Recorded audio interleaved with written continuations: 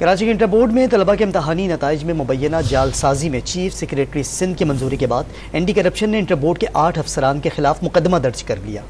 मुकदमे में inter board के 2 साबिक चेयरमैन और कंट्रोलर्स का इम्तिहान का नाम भी नामजद किया गया है। मुकदमे में नामजद साबिक चेयरमैन में डॉक्टर सईदुद्दीन और नसीम मेमन शामिल हैं।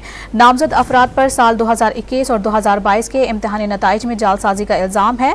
साथ ही अपने नाज़रीन को बताएं कि एंटी करप्शन ने चीफ सेक्रेटरी सिंध की मंजूरी के बाद मुकदमा दर्ज किया है। निगरान वज़ीर आला सिंध जस्टिस मकबूल बाकर ने मामले की तहकीकात का हुक्म दिया था, जिसके बाद ये मुकदमा दर्ज किया गया है और मुतालिका मुकदमे में नामजद साबिक चेयरमैन में डॉक्टर सईदुद्दीन और नसीम मेमन शामिल हैं। तफसीलात हासिल करेंगे। डॉन न्यूज़ के नुमाइंदे सैयद वसीम हमारे साथ मौजूद हैं।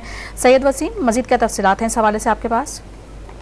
जी बिल्कुल, इंटर बोर्ड में तलबा के इम्तिहानी नताइज में जालसाजी के मामले पर चीफ सेक्रेटरी सिंध की मंजूरी के बाद एंटी करप्शन ने मुकदमा दर्ज कर लिया है। मुकदमे में बोर्ड के 2 साबिक चेयरमैन, इम्तिहानी कंट्रोलर समेत 8 अफसरान को नामजद किया गया है।